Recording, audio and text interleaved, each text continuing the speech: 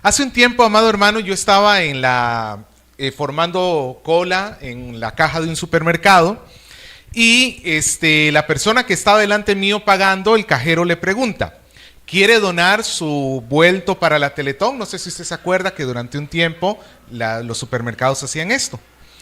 Y me llamó la atención la respuesta de la persona que está delante mío. Esta persona le dijo, ¿el donativo va a salir a nombre mío o a nombre del supermercado? La respuesta es obvia, ¿no es cierto?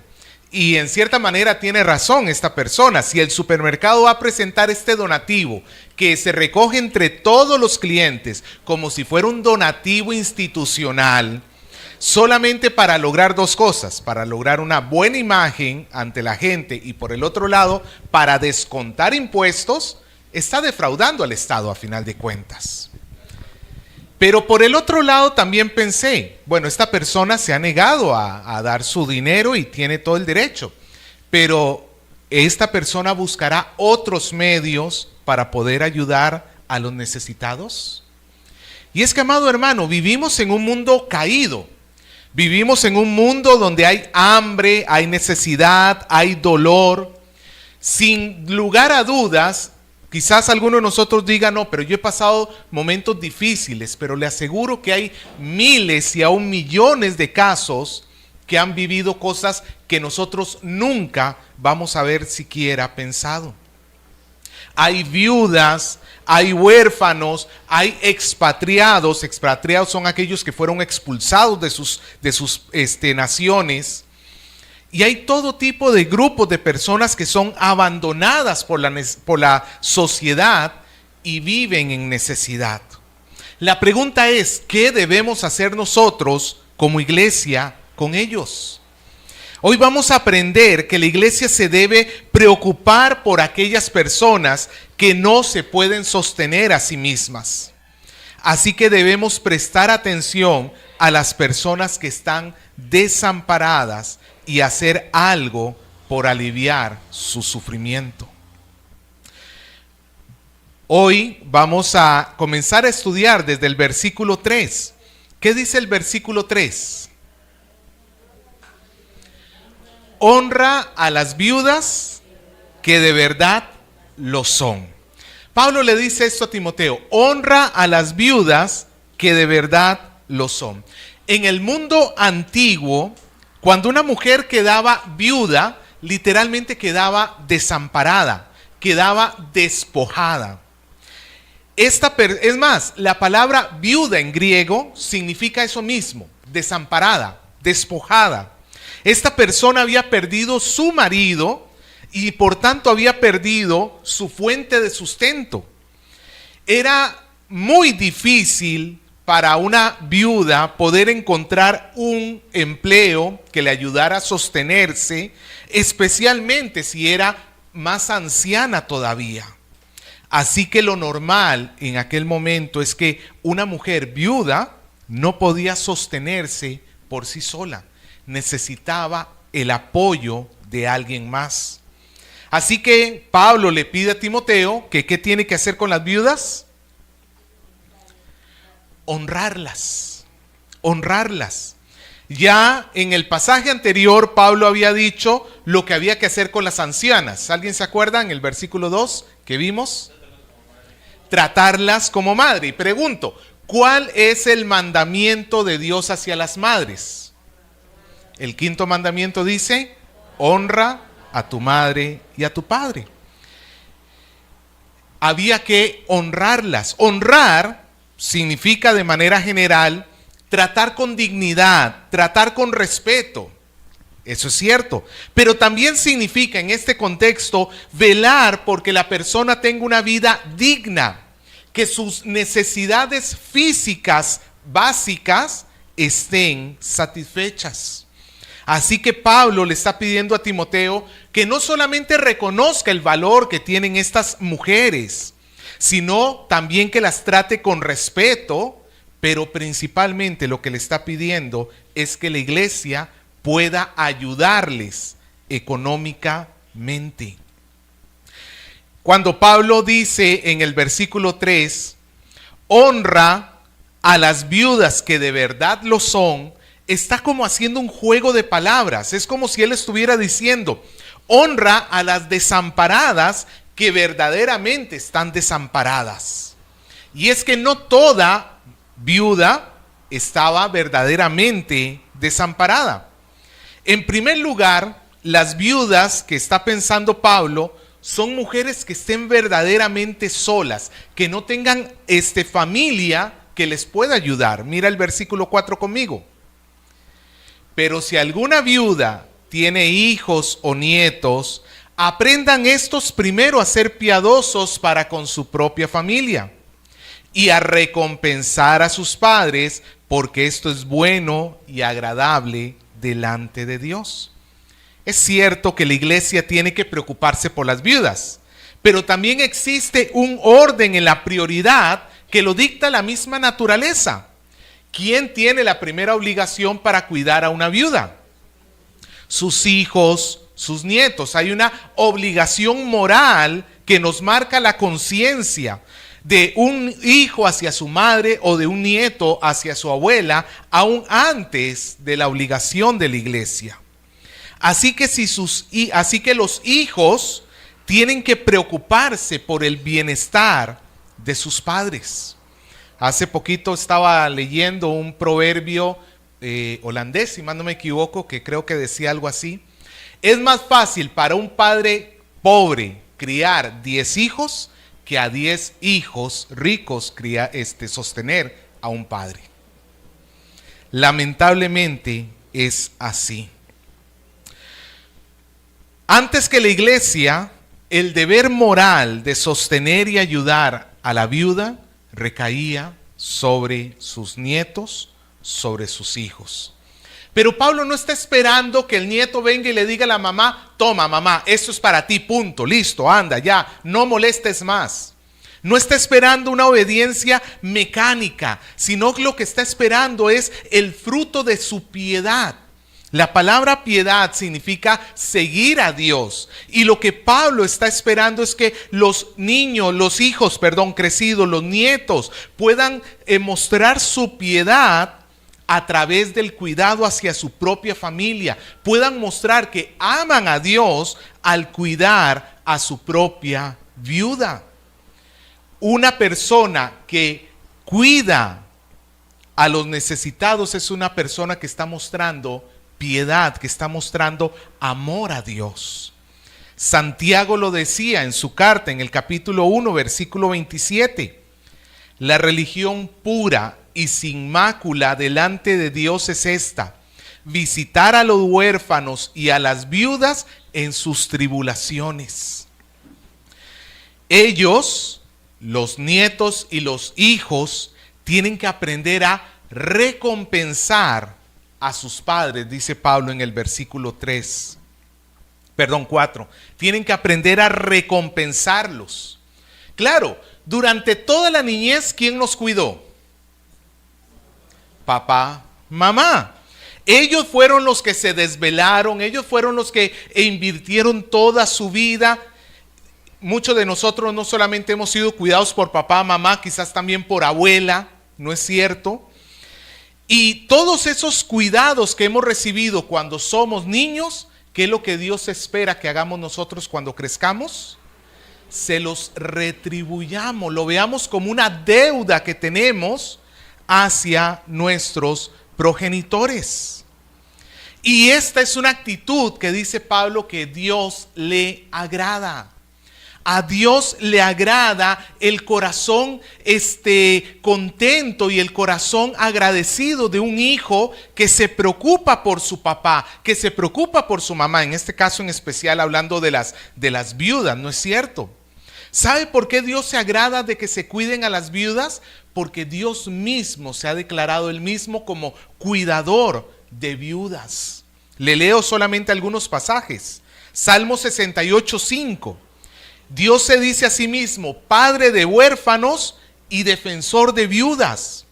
Éxodo 22 y 23, el Señor dice, a ninguna viuda ni huérfano afligiréis, porque si tú le llegas a afligirles y ellos clamaren contra mí, ciertamente oiré su clamor. Isaías 1:17, aprended a hacer el bien, buscad el juicio, restituid al agraviado, haced justicia al huérfano, amparad a la viuda. El testimonio que encontramos continuamente en las Escrituras es que Dios protege a aquellos que la sociedad descuida. En aquel tiempo, huérfanos y viudas quedaban en la calle y Dios los cuidaba, los sustentaba. Así Dios protege a las viudas y espera que la iglesia, que ama hacer lo que Dios ama, espera que la iglesia también cuide a los necesitados. Pero también Pablo está pensando en viudas que están entregadas al Señor. Mira conmigo el versículo 5 para seguir calificando cómo son estas viudas. Ya vimos que tienen que estar solas, sin hijos, sin nietos, porque si tiene hijos y nietos, ¿quiénes son los primeros en hacerse responsable? Los hijos y los nietos. Versículo 5. Mas la que en verdad es viuda y ha quedado sola, espera en Dios y es diligente en súplicas y oraciones noche y día. No bastaba que fuera una mujer sola. Posiblemente en Éfeso, en esta ciudad donde habían miles de personas, posiblemente habían cientos o incluso miles de viudas que no tenían ayuda de parte de sus familias. Y no es que Pablo esté prohibiendo de que la iglesia apoye a viudas no cristianas, no. Pero lo que Pablo está definiendo acá es la obligación de la iglesia. Pablo lo que está diciendo es: la iglesia tiene la obligación de cuidar a aquellas viudas que no tienen a nadie más que las sustente, pero que son verdaderas creyentes. De la manera que un hijo está obligado a sustentar a su madre viuda, la iglesia está obligada a cuidar de aquellas viudas sin sustento, pero que son piadosas. Es interesante que estas viudas no tienen hijos, no tienen a nadie cerca, pero según el versículo 5, ¿en quién esperan? Esperan en Dios. Y esto nos muestra que Dios las está fortaleciendo y consolando. Estas son mujeres verdaderamente creyentes que manifiestan su fe a través de oraciones y súplicas. No pierden el tiempo, son mujeres que están dedicándose a tener comunión con Dios y estar orando. En momentos de dificultad es muy fácil acusar, es fácil quejarse y comenzar a acusar a Dios o culpar a los demás.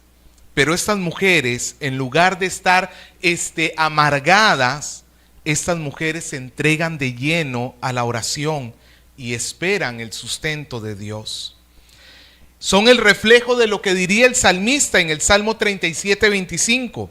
Joven fui y he envejecido y no he visto justo desamparado, ni su descendencia que mendigue pan. Así estas mujeres son justas y la iglesia se está preocupando por ellas. En contraste, Pablo dice que había otro tipo de viudas en la iglesia. Mira el versículo 6. Pero la que se entrega a los placeres, viviendo, está muerta. Este es otro tipo de mujer. ¿En qué se diferencia esta mujer con la que acabamos de ver? Está entregada a los placeres. Esta mujer está utilizando su libertad, por decirlo así, que adquirió cuando murió su esposo, para dar rienda suelta a sus placeres. Ciertamente Pablo debe tener en mente el desenfreno sexual, pero también esto debe incluir todo tipo de excesos. ¿Qué tipo de excesos vemos entre los viejitos el día de hoy? Apuestas, por ejemplo. A mí me da pena, por ejemplo, cuando yo voy a Magdalena, y en Magdalena hay casinos, pero en casi cada esquina. Y tú los ves siempre llenos de viejitos. Y ves viejitos pidiendo dinero en la calle y tú les das y luego van y se lo apuestan. Es una pena como ya sus corazones están cautivos al juego. ¿Qué otras riendas sueltas encontramos? Por ejemplo, el alcohol, el alcoholismo, el chismerío también, el reunirse, estar hablando y quejándose y hablando mal de otras personas. No. Pablo dice, esas mujeres no forman parte de la iglesia del Señor. Esas mujeres están muertas en sus delitos y pecados. Parece que, están vivas, sí, porque respiran, pero en realidad espiritualmente, ¿cómo están? Están muertas. Estas mujeres no tienen que ser honradas por la iglesia. Cuando digo no tienen que ser honradas, significa que no tienen que ser tomadas como un ejemplo a seguir. Más bien tienen que ser exhortadas fuertemente, tienen que ser evangelizadas, por si Dios les da la oportunidad de que se arrepientan, porque han escuchado el evangelio, pero han decidido vivir de espaldas al evangelio. En cambio, la iglesia tiene que honrar a las viudas que son verdaderas, a las que son verdaderamente creyentes, y su honra que hace hacia las viudas tiene que incluir ayuda económica, especialmente a las que están desamparadas. Mire el versículo 7 conmigo. Manda también estas cosas para que sean irreprensibles. Pablo le está diciendo a Timoteo, Timoteo, a la iglesia manda esto. ¿Qué es lo que tienen que mandar? ¿Qué es lo que Pablo ha enseñado hasta ahorita? ¿Qué hay que hacer con la viuda? Honrarla, pero antes de que la iglesia la honre, ¿a quién tiene que enseñar a honrar? A los hijos y a los nietos. ¿Cómo es la verdadera viuda que tiene que honrar la iglesia? La que es piadosa, pero la que está viviendo en placeres del mundo, esa no, a final de cuentas. Y Pablo está diciendo todo esto, estas cosas, mándalas. No es solamente para Timoteo, es para toda la iglesia. Honrar a una viuda libertina es reprensible. Imagínate una iglesia que tenga como figura de autoridad o como ejemplo a seguir una mujer que anda en desenfreno. Eso es reprensible. O también tener a una mujer que es piadosa, que está verdaderamente desamparada, pero está descuidada. Eso también es reprensible, dice Pablo. Pablo quiere que la iglesia sea irreprensible, que cuide a las viudas como corresponde. Pero también en especial está pensando en aquellos nietos y en aquellos hijos, en aquellos familiares y aún en cómo nosotros debemos cuidarnos los unos a los otros. Mira el versículo 8 conmigo.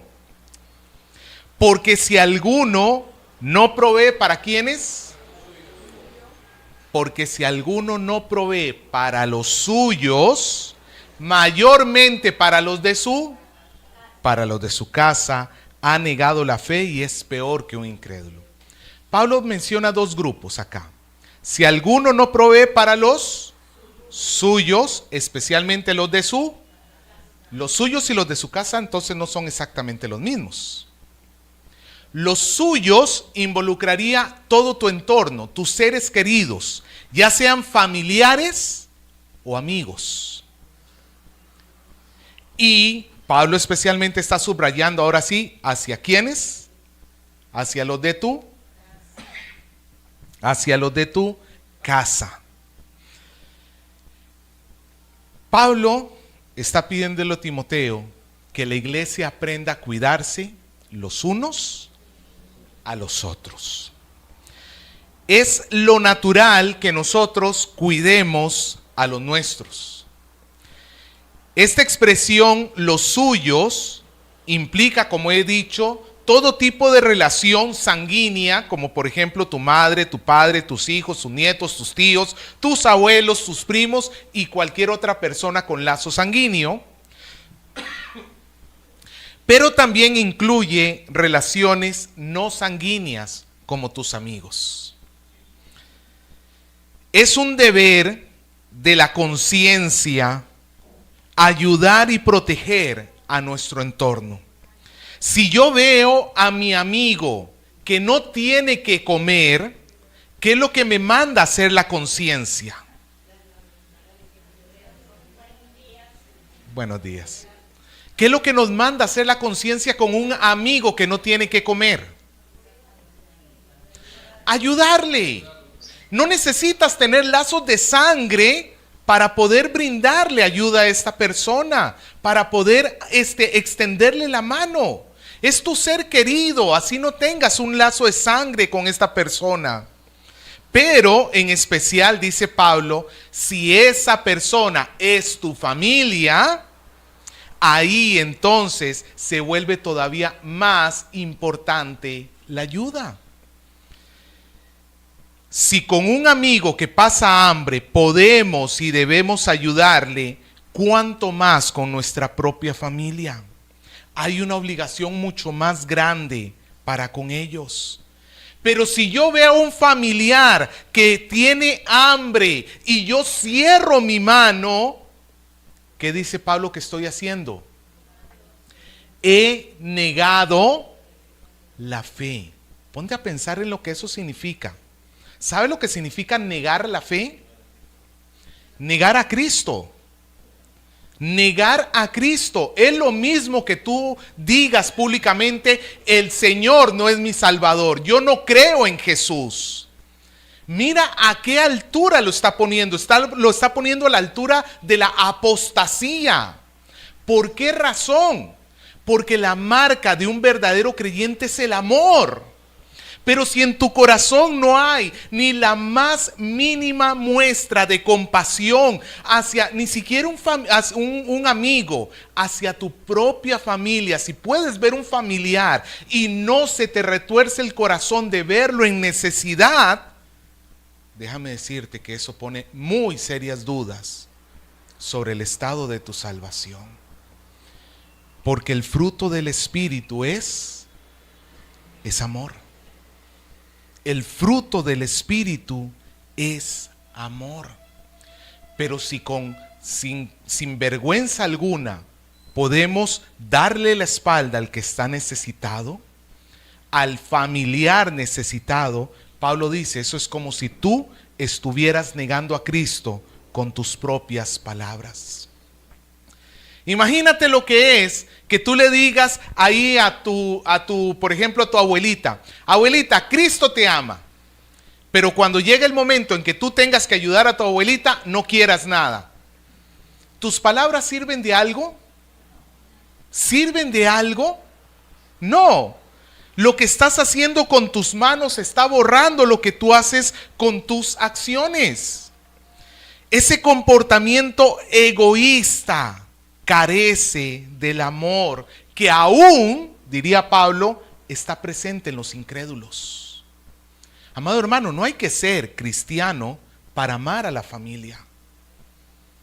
Es más, se cuenta que el mismo Adolf Hitler, el asesino que todo el mundo conoce, cuidó a su madre hasta los últimos años de la vida de ella. Y cuando su madre murió, a él le produjo un dolor muy grande en su corazón. Hasta en el corazón de Adolfo Hitler había amor hacia su madre. ¿Cómo es posible que en un creyente o uno que se llama creyente pueda ver a un familiar en necesidad y que su corazón por lo menos no se compadezca? ¿Qué tipo de corazón debe tener una persona para que su familia no le importe al punto que, pudiendo ayudar, no lo quiera hacer?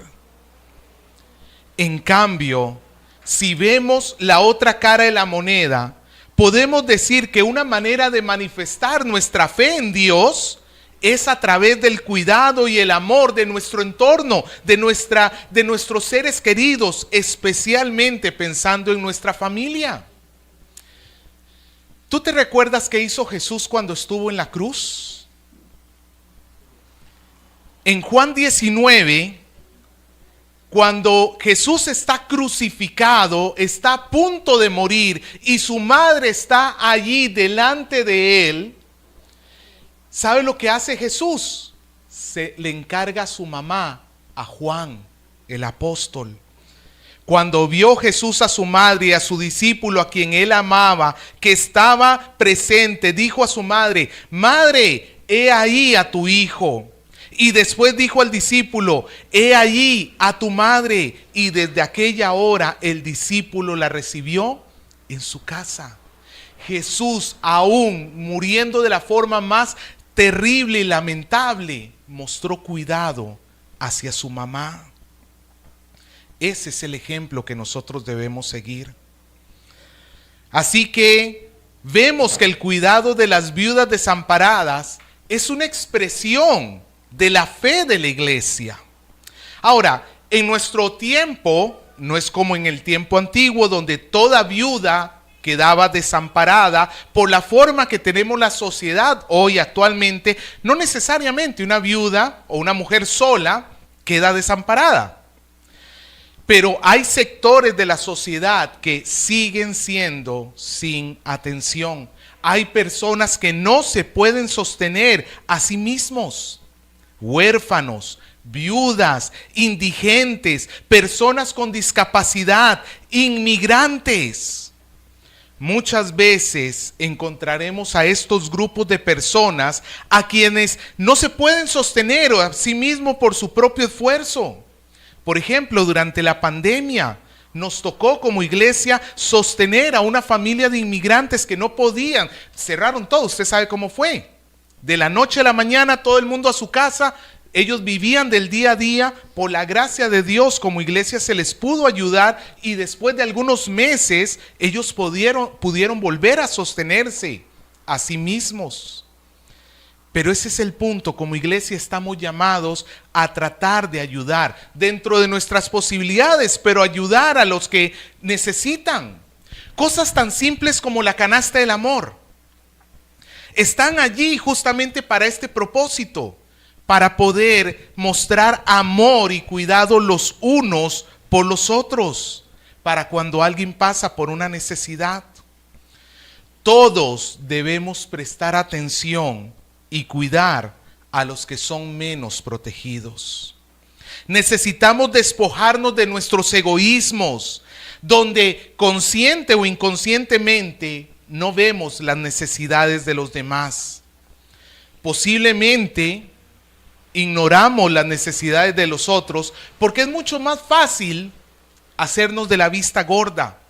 Muchas veces nos duele el corazón cuando vemos que alguien sufre y entonces decimos: mejor no hago nada para no sufrir. Pero, amado hermanos, es mejor sufrir ayudando que no sufrir y no ayudar. Debemos pedir a Dios que nos ayude a amar y a cuidar a las personas que lo necesitan. Pregunto, ¿tú inviertes parte de tu dinero, de tu salario, de tus ingresos en tratar de ayudar a alguna persona que no se puede sostener por sí misma, o todo tu dinero es para ti, para satisfacción tuya? Debemos cuidar a los que no tienen. Debemos proveer también para nuestra familia. No podemos descuidarlos. Recuerda que Dios nos cuida a través del cuidado de otros y Dios va a cuidar a otros a través de ti. Eso es parte de vivir en una comunidad. Es uno de los objetivos que tenemos como iglesia. Mira, estamos a punto de llegar a la Navidad. Te pongo a pensar en esto. Para ti o para tus hijos, ¿qué es la Navidad? ¿El tiempo en que me regalan a mí o el tiempo en que yo puedo regalar a otra persona? ¿Nota la diferencia? ¿Sabes por qué nacieron los regalos durante la Navidad? No eran el tiempo donde tú pedías lo que tú querías. La tradición de los regalos nació como una ayuda hacia los necesitados. donde el que tenía compraba para poder dar al que no tenía. Por hoy en día nuestros hijos piensan en la Navidad y ya hacen su lista de regalos. Yo quiero esto, yo quiero esto, yo quiero esto, yo quiero esto. ¿Cuándo se están preocupando ellos del prójimo? Si tú no les ayudas a que ellos se preocupen del prójimo, ellos no lo van a hacer. Nuestro corazón es egoísta por naturaleza. Más bien, emplea esta semana para que ellos, y ojalá del propio dinero de ellos, puedan comprar un regalo y puedan llevarlo a alguien que verdaderamente necesite. Ahí sí le estarías enseñando a tu hijo lo que es verdaderamente la Navidad. Si tú ves a una persona que tiene necesidad, ¿qué debes hacer? Ayúdalo. Especialmente si es un amigo o un conocido. Pero ¿sabes qué es lo principal de todo esto?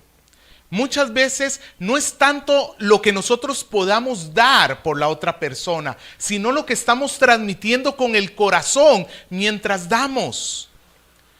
Cuando nosotros vemos a una persona con necesidad y nos interesamos por esa persona, no simplemente para sacar una moneda y tirarle ahí en su bolsito y decir ya, listo y yo me voy, no.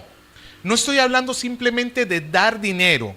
Estoy hablando de que si tú te tomas el tiempo para conocer a esa persona, para poder compartir con esa persona, para hacerte más amigo de esa persona, vas a poder hacer un mayor bien todavía, porque le vas a dar algo que el dinero no le puede dar, que es amor.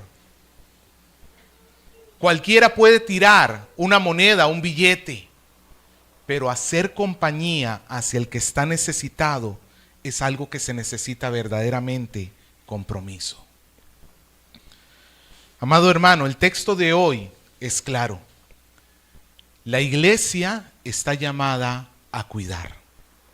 La iglesia está llamada a proteger a aquellos sectores de la sociedad que menos tienen. Nosotros estamos llamados a proteger a nuestro entorno, a cuidarlos, a ayudarlos en todo lo que nosotros podamos. La pregunta es, ¿estás cuidando a las personas desamparadas o estás viviendo solo para ti? Si tú tienes que hacer un examen de fin de año, este año que termina, ¿has dedicado recursos y tiempo para que personas alrededor tuyo estén mejor? Recuerda esto, Cristo te ha cuidado hasta ahora y eso es para que tú también puedas cuidar a otra persona.